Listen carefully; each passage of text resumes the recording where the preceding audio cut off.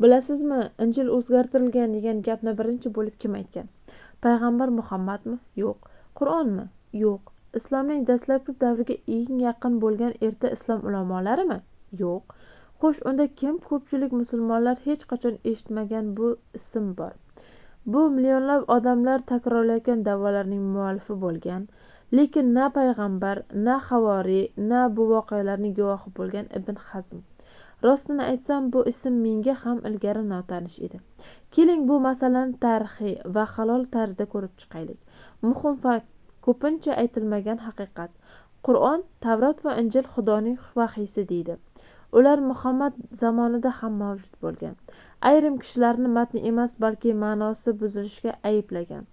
Bu yerda gap talqinni buzilishi, yashirish, noto'g'ri tushunish haqida bormoqda. Qo'lyozmalarni qayta yozish haqida emas.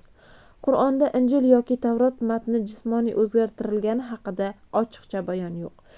Ilk islom ulamolari qayta yozishi yo'q.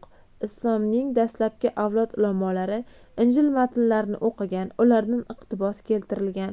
Masihiylar bilan matnning haqiqiyligi emas, ma'nosi ustida bahslashgan. Ibn Abbos at-Tarobiy va boshqalar ta'rif al-ma'na, ya'ni ma'noning buzilishi haqida gapirgan, matnning emas.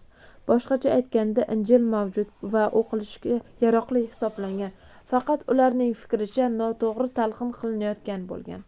Burilish 10-11 asr, aynan shu davrda burilish yuz berdi.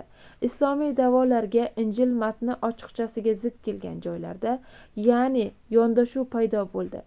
Agar matn moslashuv bo'lmasa, demak u buzilgan. Ibn Hazm hammasini o'zgartirgan inson. Ibn Hazm 994-1064-yillarda yashagan. Andalusiya musulmon Ispaniyasi, aynan u birinchi bo'lib Tavrot va Injil matni buzilgan degan narsani kiritdi. Ta'rif an-nas, ya'ni ma'noning o'zgartirilishi emas, matnning o'zgartirilishi degan g'oyani kiritdi. Buni qo'lyozmalarga asoslanib emas, balki mantiqiy falsafiy e'tirozlarga tayanib qildi. Kam aytiladigan faktlar, u yunon va ibroniy tillarini bilmagan, qadimgi qo'lyozmalarga ega bo'lmagan, matnshunos, tekstolog bo'lmagan. Shunga qaramay, aynan uning qarashi keyingi islomiy apologetning asosiga aylandi. Bu g'oyani kim mustahkamladi? Keyinchalik bu fikrni rivojlantirganlar Al-Qodi Abd al-Jabbor ibn Taramiya 13-14 asrda.